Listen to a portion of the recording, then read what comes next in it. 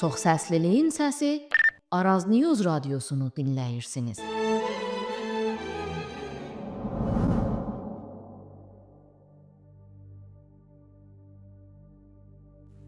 Berlin 1848. Avrupanın qaldırım daşları barikada çevrilərkən 27 yaşında bir patolog öz çıxardığı dərginin ilk sayısına bir cümlə buraxır. Həkimlər yoxsulların təbii vəkilləridir. Rudolf Virchow o sətiri yazmadan bir neçə ay öncə yuxarı Sileziyadakı tifus salgınından dönmüşdü. Mikroskopunda xəstəliyin səbəbini tapa bilmədi. Tapdığı şey başqa bir şey idi. Az kəndlilər, oxuyub yazmaq bilməyən analar, vergi ilə nəfəsi kəsilmiş bir taşra və bütün bunlara sırtını və arxasını döndərmiş bir yönetim. Salgının əsl qaynağı dövlətin özü idi. Virchow o gündən sonra həm xəstəxanada, həm məclisdə çalışdı və tibbin böyük ölçəkli halının adının siyasət olduğunu söylədi. Virchow'un o cümlesini külün qollarından birinin kənarındakı Gəncədə heç kim oxumadı. Yenə də 1905-in sonbaharında Bakıda çıxan Hayat qəzetinin elan sütununda 3 sətirlik bir mətn bəlirdi. Belə yazırdı: Təbib Həsən bəy Ağayev Tesrukovni xiyabanında hər gün səhər saat 8-dən 9-a qədər xəstələrə pulsuz baxır. Adını verdiği o bir saati cibində pulu olmayanlara ayırmıştı. Eyni adam 15 yıl sonra bir milletin istiklal bəyannaməsinin altına imza atacaq. Bir parlamentin kürsüsündə 17 ay boyunca oturacaq. Ərdəbildə və Ləştidə müayinə mərkəzləri açacaq. Sonra Tiflisin bir arxa xiyabanında qapı zəncinin səsi ilə birlikdə gələn qurşunla yerə yıxılacaqdı. 45 yaşındaydı. Adını daşıyan xiyaban yoxdur. Adını daşıyan xəstəxana da yoxdur. Məzarı da bu torpaqlarda deyir.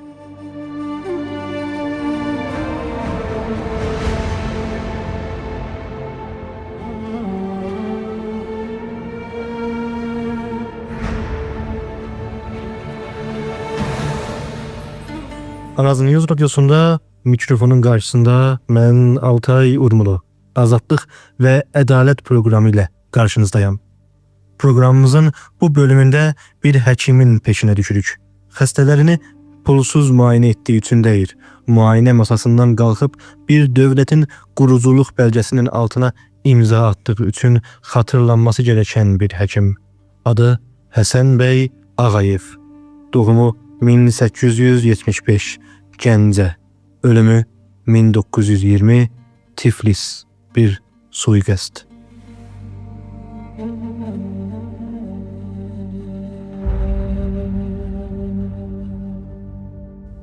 Onun hikayəsi Arazın iki tərəfində də birdən yayılır. Bakıda qəzet çıxartmış, Gəncə domasında müsəlmanların vicdan hürriyyəti üçün Petersburqa telegraf çəkmiş, Cənubi Qafqaz Seminin kürsüsündən İrəvanda qətliam edilən kəndlilərin hesabını sormuş, yazdığı bir yazı üzündən sınırın ötəki yanına keçmək məcburiyyətində qaldığında isə Ərdəbildə, Rəşddə xəstələri qəbul etmiş, oradakı insanlara xalı toxumağı öyrətmiş. Həyat qəzetinin 4-cü sayısı 1905-ci il. Səhifədə hifz-i bədən bəyanında başlıqlı bir yazı var. Altında bir doktorun imzası. Mövzu bir müsəlmanın şəriətin qaydalarına hərfiyyən uyması halında bədəninin təmiz, yeməyinin düzənli, qulaqlarının sağlam olacağı fikri. Həsən bəy Ağayev jurnalistliyi belə başladı. Xəstəsinə anlada bilmədiyini oxucusuna anlatmağı denədi. Ardından qələmi sərtləşdi. Uşağı xəstə olan ananı mollanın qapısına aparan zehniyyəti bir tənqidi baxışla masaya yatırdı. Molla 3 dua yazırdı. Birinin hərflərini sütə yazıb uşağa içirirdi, ikincisini yaxıb külünü uşağın üzünə sürtürdü. Üçüncüsünü isə boynuna asırdı. 2 həftə içində uşaq yaxşılaşmasaydı çarə qalmırdı. Tas fala baxırdı. Yazının sonunda həkimin öz tərəfini seçdiyi cümlə durur. Bu sözləri eşidincə inanıb qəbul etsələr, özünü utandıracaq qədər borclu sayırdı. Duanın pulunu alan molla ilə uşağın cəsədini dəfn edən ana arasındakı məsafəni ölçən ilk qələm onun qələmi idi. Yazdığı mövzuların xəritəsi şaşırtıcı genişlikdə. Sumatra adasındakı Palembang şəhrini Rus qaynaqlarından sevilib oxucusuna tanıtdı. Türkistan səyahətində Şirvan kəndindən Xogandin 400'ü aşkın minaresinden Fergane Vasisi'nin mukaddes sayılan şehrinden Rus kışlalarına sevilen medreselerden söz etti. Qumarı hijyen ilə yan yana gətirdi. Qumarbazın əzülələrinin hərəkətsiz qalışını bir doktor gözü ilə anlattı. Sonra o hərəkətsizliyin arxasındakı iflası tərif etdi. Cərrahidən qorxan xəstəyə səsləndiyi yazıda isə tək bir cümlə ilə bütün məsələni müdafiə etdi. Təbib cəllad değildir.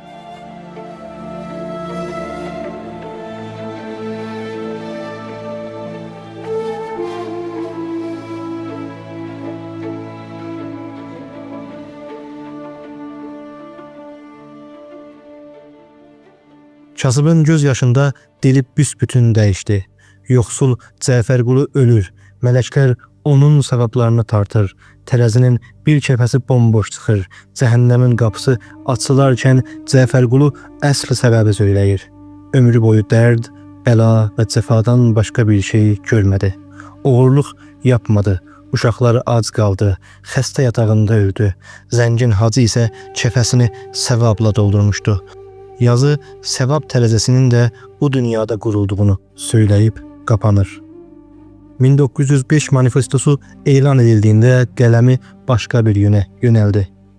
İrşaddə 23 Desembr 1905'te başlayıb 12 yanvar 1906'ya qədər sürən dizidə Avrupa hökumətlərinin yönetim usulunu anlattı.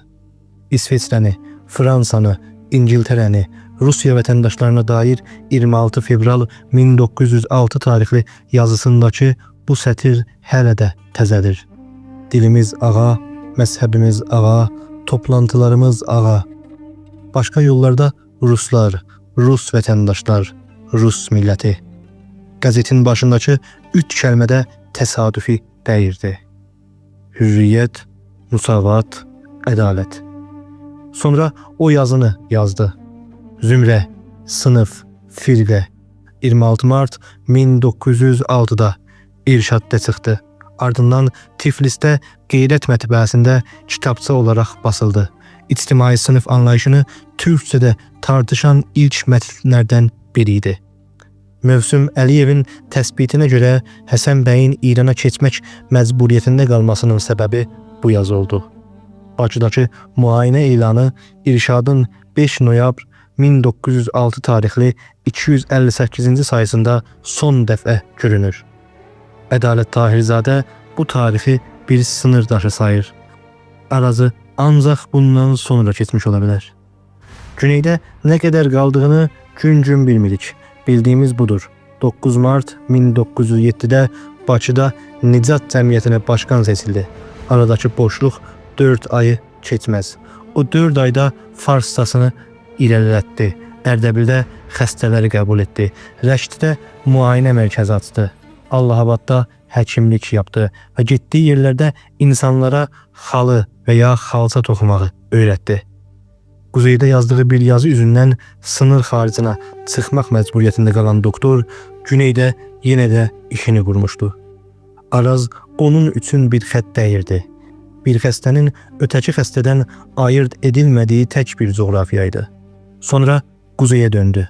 Sıradakı duraq Gəncə idi və bu dəfə əlində qələmdən başqa bir şey var idi. Bir məclis üzviyyəti.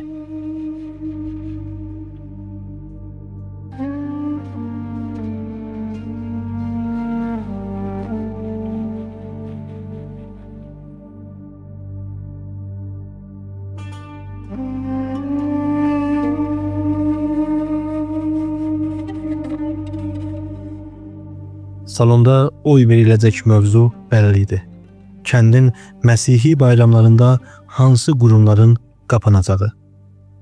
Masanın çevrəsindəki üzvlər arasında bir müsəlman doktor otururdu və söz istədi. Gəncə kənd domasının o son toplantısında Həsən bəy Ağayev 12 dini bayrama zorla uydurulan təqvimi gündəmə gətirdi. Müsəlmanların bazar günü və bir qadağadan muaf tutulmasını istədi. Təklif qəbul edilmədi. Bunun üstünə kürsüdən Petersburqa baxıb bir cümlə söylədi. Məsihi duması və ya Məsihi məclisi 20 milyon müsəlmanın vicdan hürriyyətini zorla ihlal etmişdir. Sonra teleqraf çəkdi. Fərqli adamlara və fərqli yerlərə. 23 iyun 1910 tarixli Kaspi qəzeti bu işi xoş qarşılamadı və Doma üzvüsü Doktor Ağayevin burada rahat durmadığını, özünü aşan işlərə qarışdığını yazdı. Rus mətbuatının özünü aşmaq dediyi şey bir həkimin milləti adına danışması idi. Gəncəyə 1907-də döndükdən sonra üstünə aldığı işlərə baxınca insan onun günün neçə saatı olduğunu çox merak edir. 1916-cı ildə 5 rəsmi və ictimai vəzifəsi var idi. Gəncə kənd idarəsi hifz-ü-sihhə həkimi, Gəncə Əzizə Nina qız məktəbi müəllimi, Gəncə valiliyi müsəlman xalq arasındakı məarif yayılma cəmiyyəti başqan yardımcısı, Gəncə tibb cəmiyyəti katibi, kənd doması üzvü. Doma üzviyyəti 1910-dan 1916-cı qeydlərində aralıqsız görünür. Nəşr Maarif Cəmiyyətinin 1910-cu ildə seçilən yönetim kurulunda Ələkbər bəy Rəfibəyovun başkanlığında onun adı da yer aldı. Yeni Həqiqətin 27 yanvar 1911 tarixli sayı Gəncə mədrəsəsində yapılan denetləməni xəbər verərkən qazi, kənd müdürü, valilik katibi və müfəttişin yanında onu da sayır. Bu vəzifələrin hamısının altında tək bir məsələ vardı. Dil və məktəb. 1907-nin 25 avqust 4 septembr günləri arasında Bakıda Müsəlman Müəllimlər Qurultayı toplandı. Qurultayın 6 maddəlik proqramını hazırlayan Həsən bəy Ağayev idi. Maddələri oxuyaq. 1906-da hazırlanan proqramın gözdən keçirilməsi, mövcud müfrədədən türkcə verilməsi, türk əlifbasının əksik hərflərinin tartışılması və əksik hərflərin əklənməsi, türk ədəbi dilinin işlənməsi, türkçənin oxudulması və təlim yönetiminin hazırlanması, müsəlmanlar arasında oxuma yazma yayılma yollarının araşdırılması. 119 il öncə yazılmış bu 6 sətir bugün Güney Azərbaycanda hələ də həll olunmamış 6 məsələnin listəsidir. Qurultayın açılış oturumunda başkanlıq kürsüsündə otururdu. Ətrafında toplananlar arasında qadınlar da var idi və bu o Gəncədə kiçik bir məsələ sayılmazdı. Zəlil Məmməd Quluzadənin həyat yoldaşı Həmidə xanım Xatirələrim kitabındakı Gəncədəki bir gününü anlatır. Gövhər xanımın evində toplanan qadınlar müsəlman qadın xeyrinə cəmiyyəti qurmaq təşəbbüsünü danışır. Tam o sırada şəhərdəki faytonçular qrevə və etisaba gedir.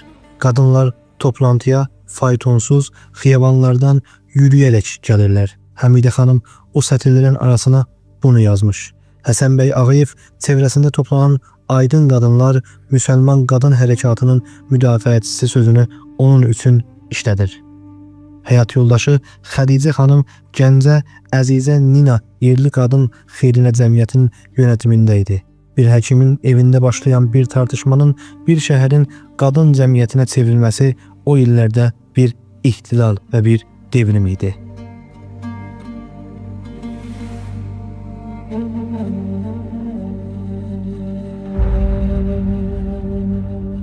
May 1912-də Tiflisdən pis bir xəbər gəldi. Əbdullah Sur əsl adıyla Mirzə Əbdullah Tofiq 29 yaşında xəstəxanada öldü. Gəncə mədrəsəsində ədəbiyyat oxudan Hüseyn Zavidi İstanbul Universitetinə yönləndirən adam idi o. Cənazə mərasiminə qatılanlar arasında Həsən bəy Ağayev və Hüseyn Zavid də var idi.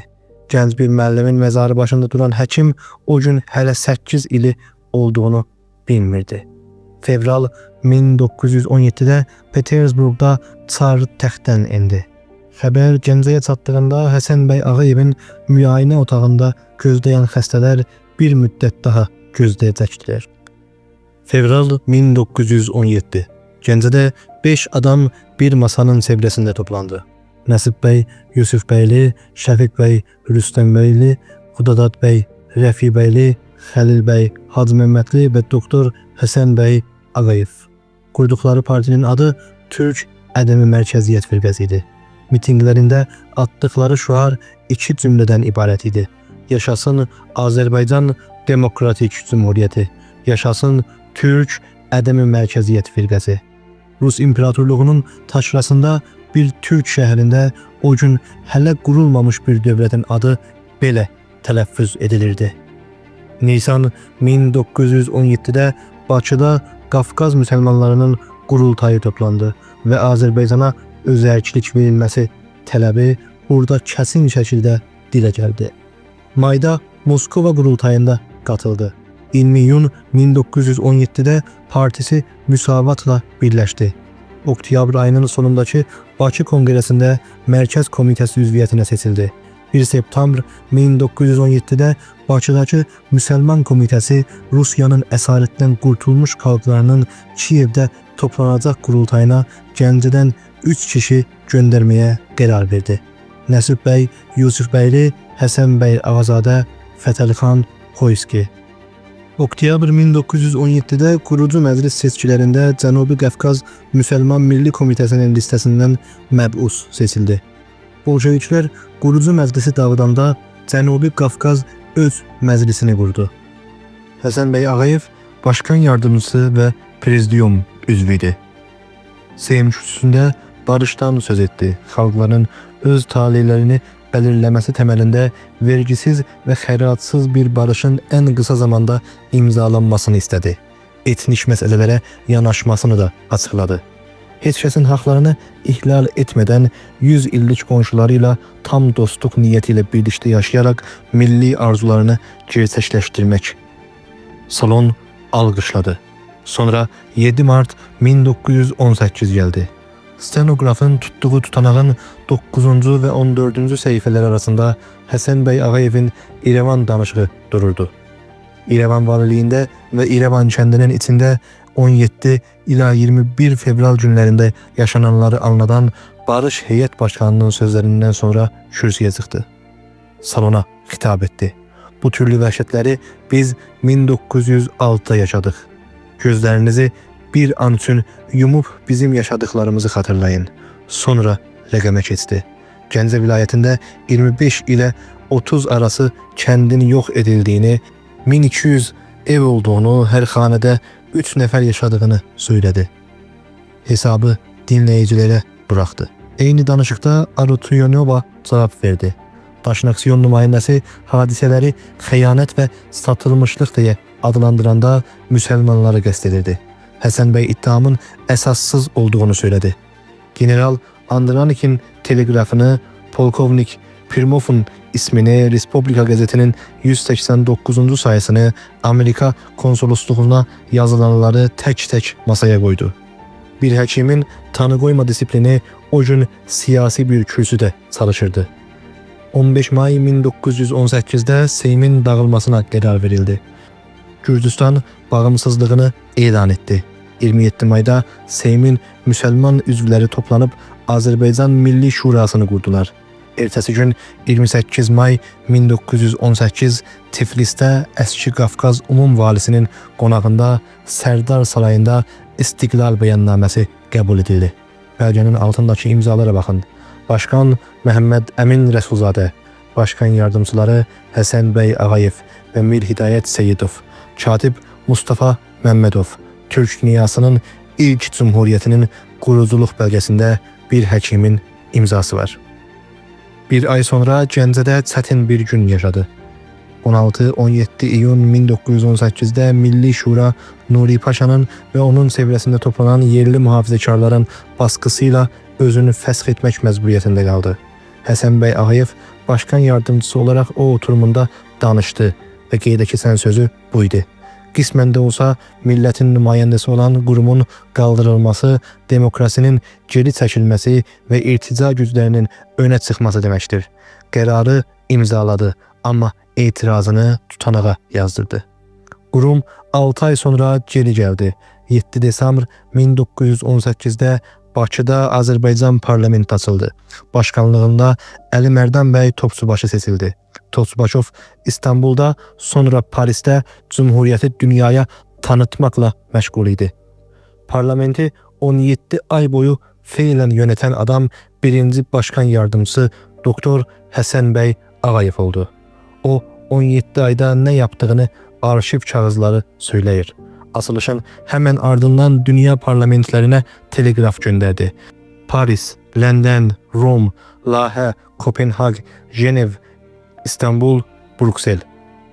New York'a gidecek olanın adresinde bir ad var idi.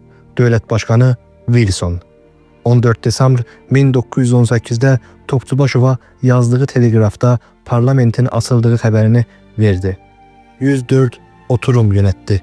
205 qanun layihəsi gəldi. 103'ü qəbul edildi. Kürsüdə səbli sınandığında sözü sərtləşirdi. Bir oturumunda məbus yeter sayısı yox deyə çıxışdı. Bir başkasında komisyonların çalışmadığını söyleyip salonu tərk etdi. 29 Desembr 1919'daki 111. oturumunda parlament yönetimi için alınan 150 bin manatlıq otomobil üzerinden sosyalistler onu hedef aldı.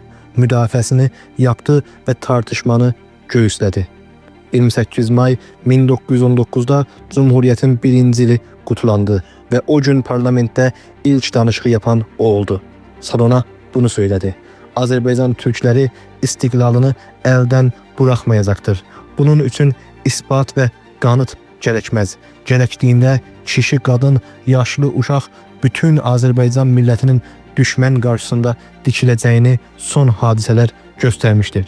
Şəhidlərin ruhu üçün ayağa qalxmasını istədi. Məclis ayağa qalxdı. 13 iyun 1919'da Dənikənd təhlükəsinə qarşı Bakıda düzenlenen mitingdə bəyannaməni oxuyan da o oldu. 14 yanvar 1920'de Avrupa dövlətlərinin Azərbaycanı feylən tanıdığı xəbər gələndə kürsüyə çıxdı. 19 ay yarımda çəkilən zəhmətin qarşılığını aldıqlarını söyledi. 22 yanvar 1920'deki 120. oturumunda 2 cümlə ilə qapandı. Şəhid düşənlərin ruhuna sayğı üçün ayağa qalxmanızı təklif edirəm. Yaşasın bağımsız Azərbaycan. 2 fevral 1920'de istifasını verdi. Məktubunun altında 46 məbusun imzası var idi. Hamısı qalmasını istəyirdi. Amma o qalmadı. Başkan yardımcılığına getdi. Məbusluğu qaldı ve qalan həftələrini həkimlicə döndərdi. 9 Mart 1920'de sunduğu 2 qanun təklifini bir doktorun əlindən çıxdığını gizləmir. Yabancı ölkələrdən gətirilən kitabların gümrük vergisindən muaf tutulması, xəstəliklərlə mücadilə üçün umum sehiyyət nizarətinə 275 bin rubl ayrılması, Bakıda 100 yataqlı bir dövlət xəstəxanası açılması üçün qanun layihəsi hazırladı.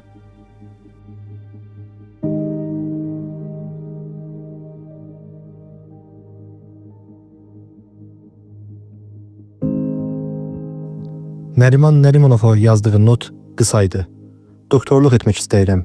Bakıya dönmək üçün imkan sağlayın. Bolşeviklər 28 Nisan 1920'de Bakıya girmiş, qurduğu parlamenti dağıtılmış, yoldaşları tutuklanmıştı. Tiflisdə qalmıştı. Nərimanovun cavabı da qısa gəldi. Tiflisdə qalmanızı belə tövsiyə etməm. Cümləni anladı. Həyat yoldaşı Xədicə xanıma gülümsəyərək danışdığını nəvəsi Sevdə xanım anlatır. Yahu Xədicə, məni öldürürsünüz. O quzeydəki fırtınalar buraya çatarsa hamımızı yox edəcəklər. Sonra təqvimi saymağa başladı. Qaldı 3 ay. 2 ay zamanım qaldı. Nə üçün saydığını bilmək üçün 19 il geriyə getmək gərəkir. 1901 Moskova. Diplomalarını alan tələbələr qutlama yaparkən masasına bir falçı qadın yaxınlaşdı. Ovuculara baxdı. Həsən bəyin əlinə baxınca sustu. Danışmaq istəmədi. İsrar edincə söylədi. Öləcəksən, həm də əcəlinlə ölməyəcəksən. Səni öldürəcəklər. Gənc doktor gerisini sordu. 45 yaşına gəlincə dedi qadın, Həsən bəy masanı kapattı. Yeter hanımefendi, bu qədəri tamdır. 19 iyun 1920'de Fətəli xan Xoyski Tiflis xiyabanlarında sırtından vurularak öldürüldü. Cumhuriyetin baş vəziriydi. Bir ay içinde ikinci sıra Həsən Bəyə gəlirdi ve o bunu bilirdi. Muhacirət qərarı verdi. Bileti aldı, cebine koydu. Batum'a keçib oradan gəmi ilə Türkiyəyə gedəcəkdi. Yolculuk üçün ayrılan sabaha bir gün kalmıştı. O akşam kapı çalındı.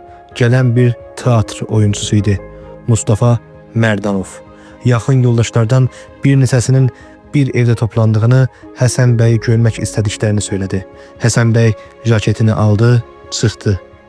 2 saat geçti. Getdiyi evin zəngi çalınınca ev sahibi yerindən qalxdı. Zəngin səsi ilə ateşin səsi eyni ana denk gəldi. Qapıya qaçdıqlarında nə Mustafa Merdanov, nə başqa biri var idi. Həsən Bəy Ağayevin cansız bədəni qanlar içində yatırdı.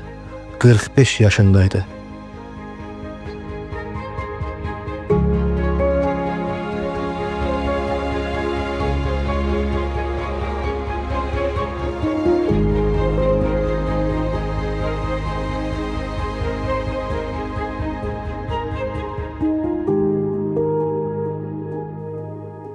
Tətiyi kimin çəkdiyinə dair 3 anlatı bu günə qədər yan-yana yaşayır. İlki 8 il sonra Mirzabala Məhəmmədzadənin Azərbaycan türkçəsində yazdığı və mühacirət mətbuatında yerləşən anlatı. Erməni teröristləri Daşnak Əli. İkincisi Xədicə xanımın anlatısı. Planın Əli Heydər Qarayevin qurduğunu, Mustafa Merdanov'un onun adamı olduğunu sonradan öğrendiğini söyledi. Erməni hikayesinin üstünü örtmek için yayıldığına inandı. Üçüncüsü Rafail Hüseynov'un tespiti. Cinayetin arkasında Sovet casusları vardır. Erməni teröristler tətiyi çəkmiş olsa da onlar tətikçiden fazlası değildir. Tarixçi Prof. Doktor Eldar İsmailov da Qarayev'i gösterir. 3 anlatının ortak noktası budur. Bir həkim jaketini alıp evden çıktı ve geri dönmədi. Xədicə xanım Tiflisə vardığında mərhumun 7-ci günü çoxdan keçmişdi. 40'ı çıxana qədər orada qaldı. Həsən Bəy Fətəli xan Xoyski kimi Tiflisdə torpağa verildi. Azərbaycan tiyatrosunun təməlini atan Mirzə Fətəli Axundzadənin məzarının yanında. Qurduğu dövlətin toprağında bir məzarı olmadı.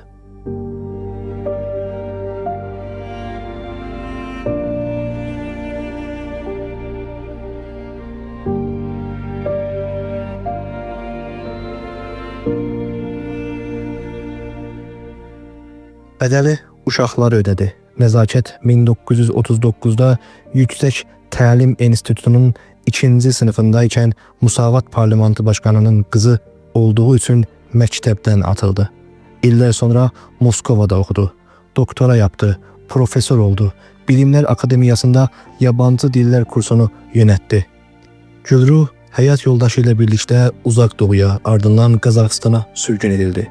1937'den 1948'e kadar vətəninə dönə bilmədi. Xurşid Azərbaycanın ilk kadın musiqi uzmanı oldu. Atasının yoldaşı Üzeyir Hacıbəyov konservatuarında onun yardımcılığını yaptı. Üzeyir bəy üzerine ilk monografiyanı yazdı ve 48 yaşında elindeki kitabı bitirmeden öldü.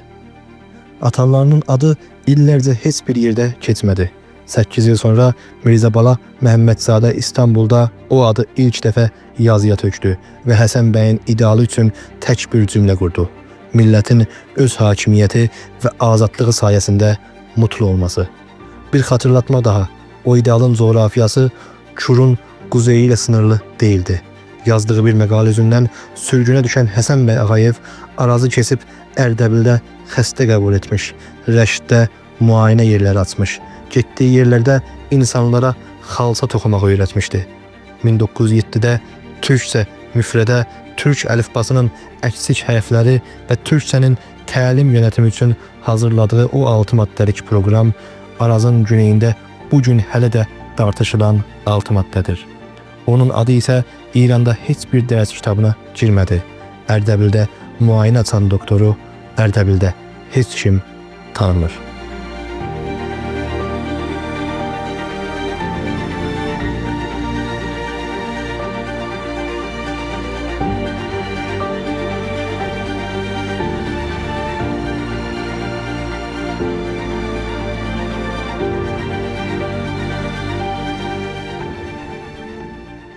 Albert Camus Vəba romanının son səhifəsində həkimini şəhərin damına çıxardır. Aşağıda qalabalıq bayram edir. Salğın bitmişdir, zəncilər çalır. Doktor Rio qalabalığın bilmədiyi bir şey bilir. Vəba basılı ölməz. İllərcə əşyanın, paltarın, bodrumun içində yuxuda gözlər və bir gün insanlara dərsini yenidən vermək üçün səbirlə ayağa qalxar. Bu millətin ürəyindəki yurt sevgisi elə güclüdür ki, düşmən ateşin üstünü kolla qapatmayı başarsa belə, kolun altındakı qığılcım qısa sürətində yenidən közlənir və daha güclü yanar. 1804-dən bu yana 10 minlərcə seçkin insanımız qətliam edildi, sürgün edildi, tarixi çarpıdıldı, adı əlindən alınmağa çalışıldı. Cavadxanların, Məmmədxanların, Şeyxəli xanların yerinə Rəsulzadələr, Topçubaşovlar, Xoyskilər, Yusif bəylilər və Həsən bəy Ağayevlər çıxdı. İki cümlə, iki yön. Biri xəstəliyin yuxuda olduğunu söyləyir, ötəki çurun yuxuda olduğunu. Arazın iki yanında 100 ildir bu iki yuxu yarışır. Hangisinin daha erkən oyandığını belirləyən şey qapı zəngi çalındığında jaketini alıb çıxacaq insanların sayısıdır. 45 yaşında vurulan bir həkim öz payını vətən üçün ödədi. Sıra onun 6 maddəsini hələ də oxuya bilənlərdə.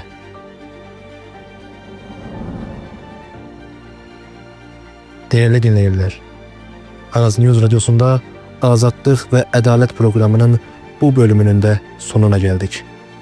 Mən Altay Urmulu. Bir sonraki programda görüşmək dileğiyle esen kalın.